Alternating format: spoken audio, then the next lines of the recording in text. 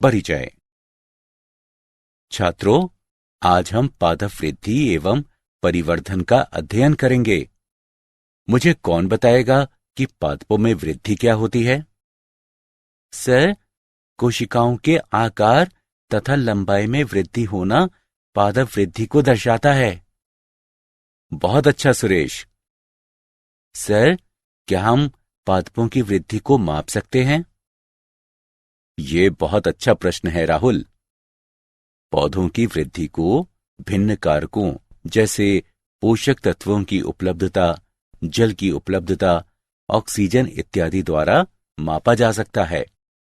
मैं तुम्हें एक और बात बताना चाहता हूं कि ऑकिंसंस, जिब्बेरेलिन्स, साइटोकिनिन्स, एथिलीन तथा एब्सिसिक एसिड यानी अम्ल 5 पादप वृद्धि नियामक हैं। इस अध्याय में आप पादपों की वृद्धि एवं विकास का अध्ययन करेंगे। उद्देश्य: इस पाठ के अंत में आप निम्न करने में सक्षम हो जाएंगे।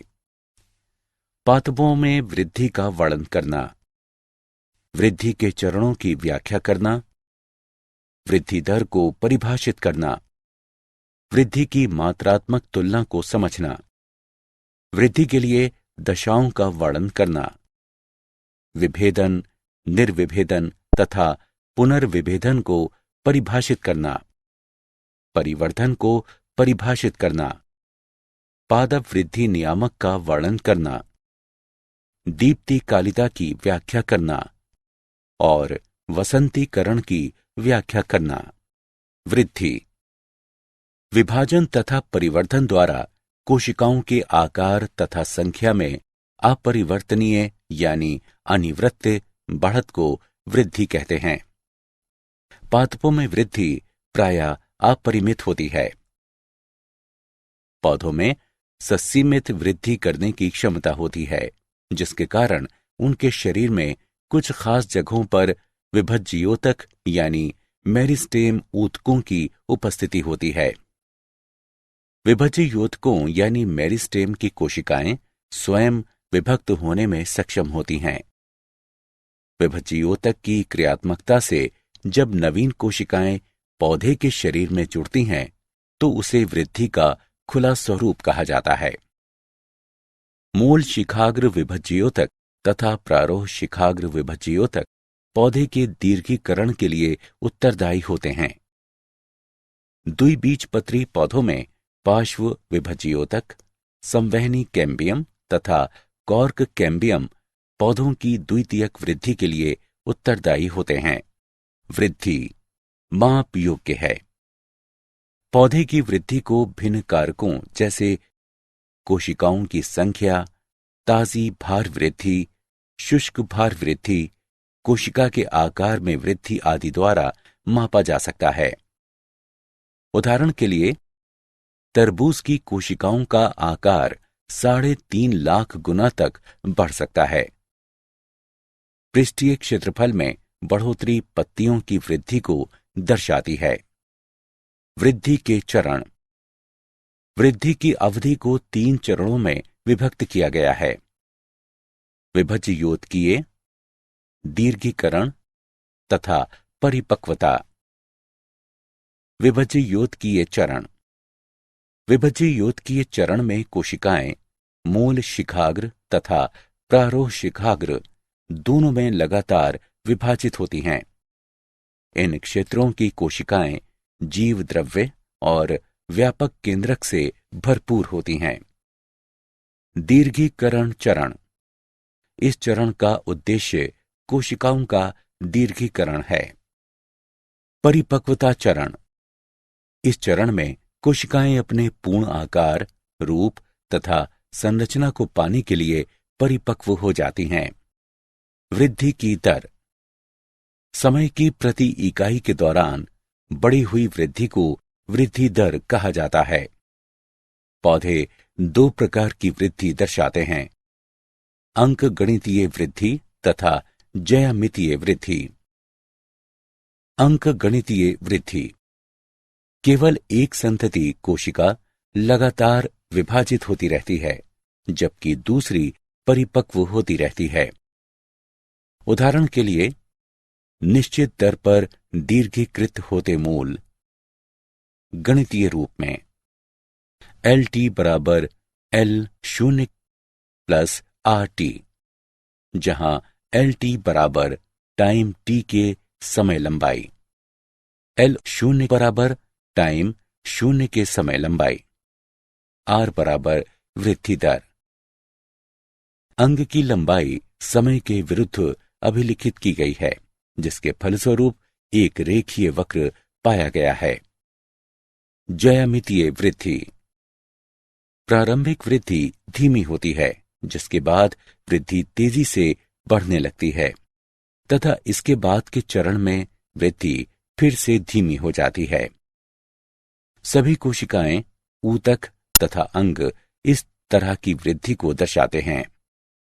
गणितीय रूप से W1 बराबर W0 ERT, W1 बराबर अंतिम आकार, W0 बराबर प्रारंभिक आकार, R बराबर वृद्धि दर, T बराबर समय में वृद्धि, E बराबर स्वाभाविक लघुगणिक का आधार।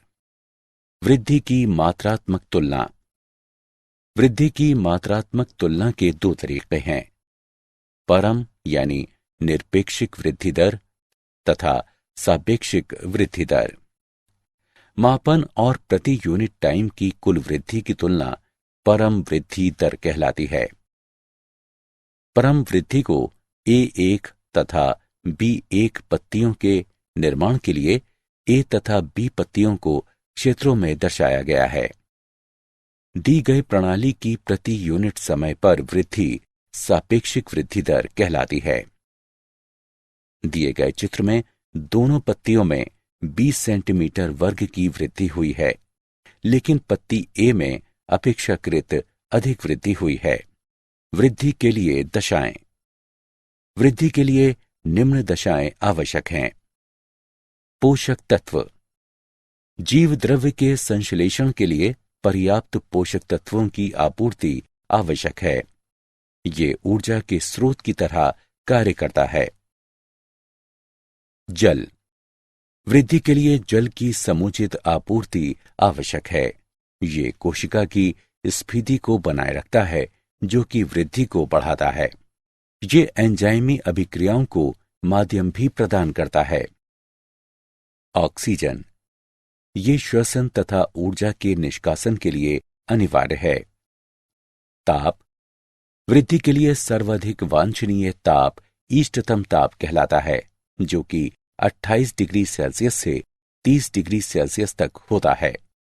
45 डिग्री सेल्सियस से अधिक ताप जीव द्रव्य को क्षति पहुंचाता है तथा वृद्धि को रोक देता है। विभेदन, निर्विभेदन तथा पुनर्विभेदन। विभेदन। विभेदन वो प्रक्रिया है जिसमें विभज्ययोतक कोशिकाएं विशेष कार्य को करने के लिए संरचना तथा आकार में परिवर्तन कर लेती हैं। उदाहरण के लिए, अधित्वक यानी प्रोटोडर्म कोशिकाओं के डीएनए संश्लेषण के पश्चात कोशिका का विस्तरण होता है तथा इससे अपरिपक्व त्वचा यानी ट्राइकोम बनता है।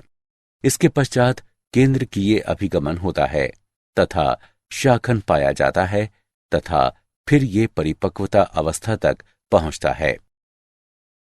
निर्विभेदन। निर्विभेदन वो प्रक्रिया है जिसके द्वारा पहले से विभेदित कोशिकाएं विभाजन की क्षमता को पुनः प्राप्त कर लेती हैं तथा विभज्य योतकीय बन जाती हैं।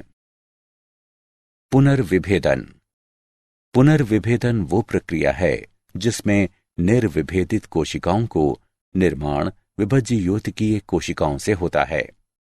ये विभज्य योतकीय कोशिकाएं किसी विशिष्ट कार्य को करने के लिए संरचना तथा आकार में परिवर्तन कर लेती हैं। परिवर्धन।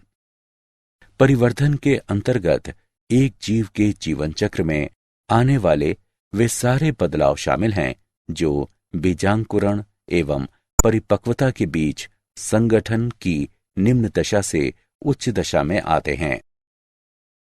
पौधे जीवन के विभिन्न चरणों में भिन्न पथों का अनुसरण करते हैं ताकि विभिन्न तरह की संरचनाओं का गठन कर सकें। इस क्षमता को प्लास्टिसिटी कहते हैं। यदि भिन्न आकार वाली पत्तियां एक पौधे के समान अथवा भिन्न प्रारूप पर उपस्थित होती हैं तो ये अवस्था विषमपर्णता कहलाती है। उदाहरण के लिए लार्कस्पर एवं बटरकप। मूल्यांकन। आइए आगे बढ़ने से पहले देखते हैं कि आपने कितना सीखा। सही विकल्प को उठाकर उसके संगत स्थान पर रखें। पादप वृद्धि नियामक। विशिष्टताएं यानी गुण। सभी पौधों में कुछ ऐसे रासायनिक पदार्थों की कम मात्रा उपस्थित होती है जो कि वृद्धि तथा विभेदन को नियमित करते हैं। ये पदार्थ वृद्धि नियामक कहलाते हैं।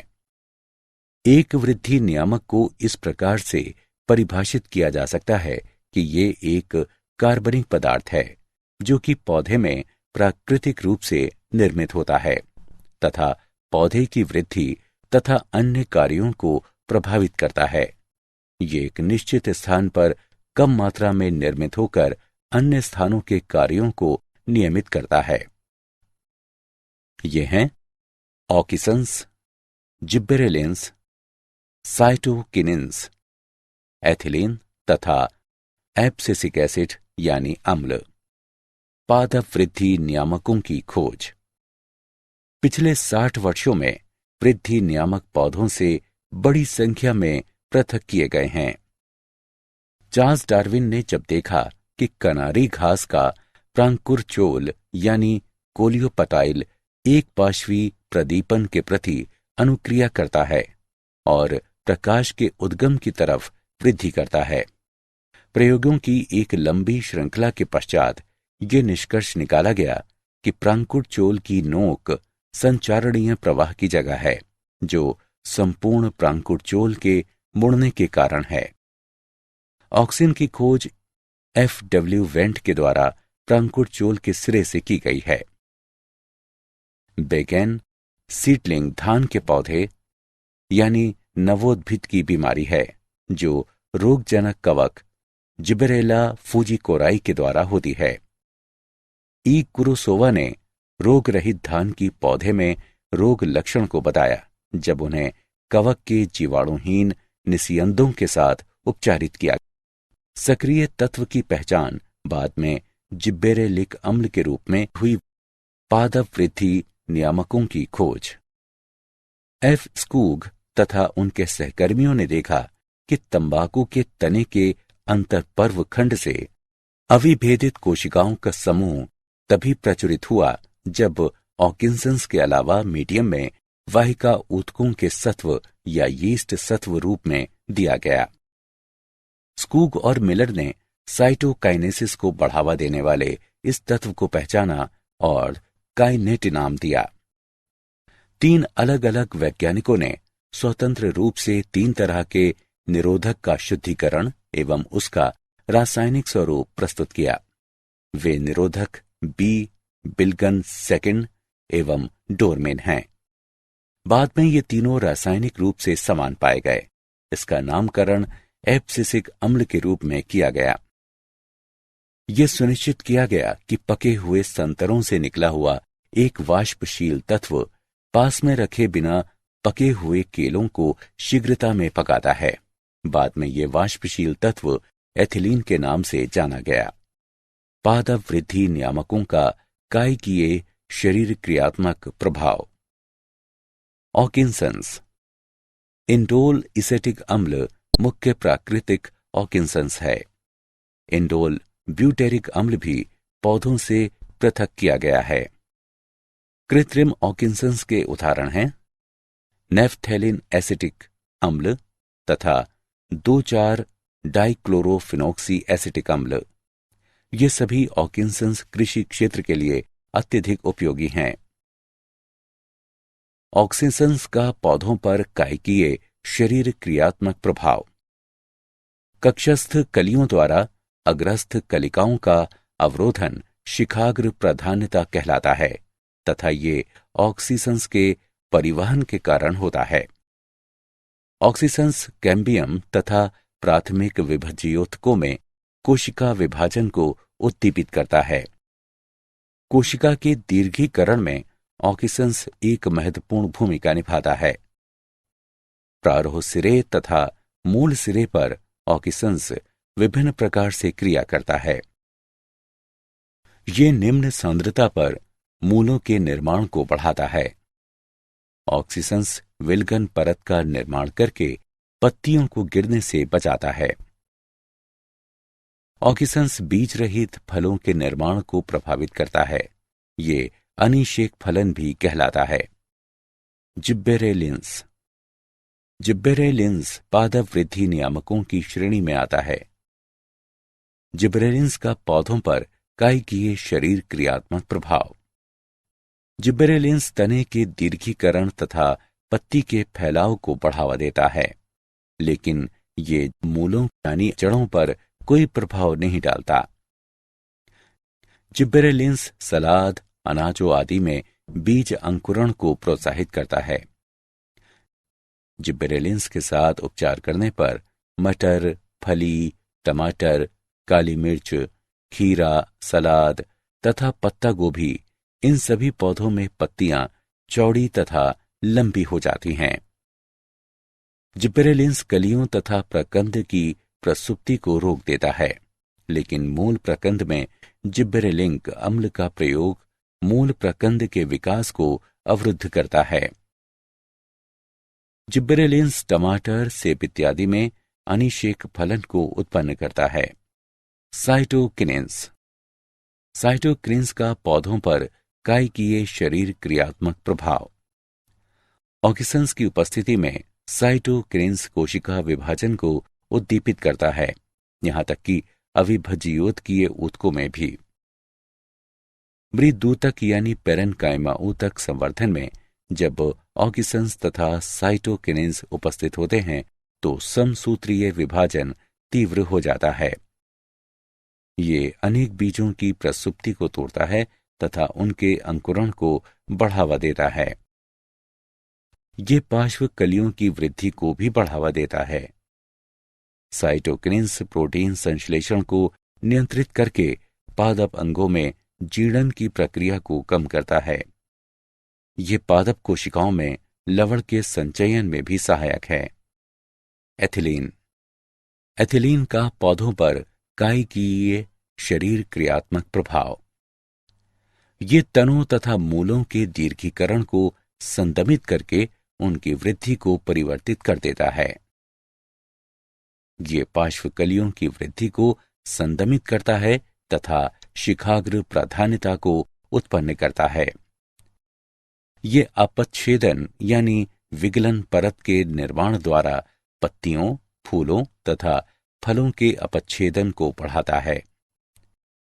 यह अधिकांश पौधों में पुष्पन को धीमा कर देता है, लेकिन अनानास, आम तथा अन्य कई पौधों में पुष्पन को बढ़ा देता है। ये खीरे के पौधे में मादा पुष्पों तथा फलों की संख्या को बढ़ाता है। एब्सिसिक अम्ल एब्सिसिक अम्ल का पौधों पर कायिकीय शरीर क्रियात्मक प्रभाव। ये तनाव हार्मोन की भांति कार्य करता है तथा स्टोमेटा यानी रंध्र के बंद होने को उद्दीपित करता है। ये प्रारोह वृद्धि को रोकता है, लेकिन मूलों को अधिक प्रभावित नहीं करता है। यह संचयित प्रोटीन के संश्लेषण के लिए बीजों को प्रेरित करता है। ये विभिन्न प्रकार के तनावों के लिए पौधों की सहनशीलता को बढ़ाता है। ये जिब्बेरेलिंस के विरोधक के रूप में कार्य करता है। दीप्तिकालिता कुछ पौधों में पुष्पन सिर्फ प्रकाश और अंधकार की अवधि पर ही निर्भर नहीं करता, बल्कि उसकी सापेक्षिक अवधि पर निर्भर करता है। इस घटना को दीप्तिकालिता कहते हैं। आवृत्ति बीजी पौधों के पुष्पन की प्रतिक्रिया को 3 श्रेणियों में बांटा गया है। अल्प प्रदीप्तकाली पौधे। ये पौधे पुष्पन तब प्रारंभ करते हैं जब दिन में यानी प्रकाश की अवधि एक निश्चित क्रांति अवधि की तुलना में कम यानी छोटी होती है। यदि इन पौधों का एक निश्चित क्रांतिक अवधि की तुलना में अधिक अवधि पर छोड़ दिया जाए तो ये कायिक बने रहेंगे। अल्प प्रदीप्तकाली पौधों के उदाहरण कॉस्मोस, डहेलिया आदि हैं। दीर्घ प्रदीप्तकाली पौधे। जब दिन में प्रकाश की अवधि एक निश्चित क्रांतिक अवधि की तुलना में अधिक होती है तब ये पौधे पुष्पन को रोक देते हैं। दीर्घ प्रदीप्तकाली पौधों के उदाहरण जौ, गन्ना आदि हैं। तटस्थ प्रदीप्तकाली पौधा। इन पौधों में प्रकाश की अवधि एवं पुष्पन प्रेरित करने में कोई संबंध नहीं होता है। तटस्थ प्रदीप्तकाली पौधों के उदाहरण सूरजमुखी, टमाटर आदि हैं। वसंतीकरण। वसंतीकरण वह प्रक्रिया है जिसमें पौधों में पुष्पन को बढ़ाने के लिए उन्हें कम तापक्रम पर रखा जाता है। कई समशीतोष्ण पौधों में पुष्पन की प्रक्रिया को प्रारंभ करने या उसे बढ़ाने के लिए वसंतीकरण की आवश्यकता होती है। कई पौधों की स्पीशीज यानी जातियां जैसे अरेबिडोप्सिस, थेलियाना के इकोटाइप्स तथा शरद अनाजों जैसे कि गेहूं को शरद ऋतु में ही बोना चाहिए। अनेक द्विवार्षिक स्पीशीज में वसंतीकरण पाया जाता है जो कि ताप में भिन्न हो सकता है। क्या आप जानते हैं पार्श्वमूल परिरंभ से विकसित होती है। एल्यूरोन कोशिकाओं में अल्फा एमाइलेज एंजाइम के लिए mRNA संश्लेषण को GA3 रोकता है। सारांश। आइए हमने जो कुछ सीखा है उसे संक्षेप में दोहराएं। वृद्धि को एक अवयव या अंग या इसके किसी भाग या यहां तक कि एक कोशिका के आधार में अनिवर्त्य स्थायी बढ़त के रूप में परिभाषित किया जा सकता है। वृद्धि के 3 चरण विभज्ययोतकीय, दीर्घीकरण तथा परिपक्वता हैं। समय की प्रति इकाई के दौरान बढ़ी हुई वृद्धि को वृद्धि दर कहा जाता है। पोषक तत्व जल, ऑक्सीजन, ताप वृद्धि के लिए आवश्यक दशाएं हैं। विभेदन वो प्रक्रिया है जिसमें विभज्ययोतक कोशिकाएं विशेष कार्य को करने के लिए संरचना तथा आकार में परिवर्तन कर लेती हैं। निर्विभेदन वो प्रक्रिया है जिसके द्वारा पहले से विभेदित कोशिकाएं विभाजन की क्षमता को पुनः प्राप्त कर लेती हैं तथा विभज्ययोतकीय बन जाती हैं। पुनर्विभेदन वो प्रक्रिया है जिसमें निर्विभेदित कोशिकाओं को निर्माण विभज्ययोतकीय कोशिकाओं से होता है। ये विभज्ययोतकीय कोशिकाएं किसी विशिष्ट कार्य को करने के लिए संरचना तथा आकार में परिवर्तन कर लेती हैं। ऑक्सीन्स, जिब्बेरेलिन्स, साइटोकिनिन्स, एथिलीन तथा एब्सिसिक अम्ल वृद्धि नियामक हैं। कुछ पौधों में पुष्पन सिर्फ प्रकाश और अंधकार की अवधि पर ही निर्भर नहीं करता बल्कि उसकी सापेक्षित अवधि पर निर्भर करता है। इस घटना को दीप्तिकालिता कहते हैं।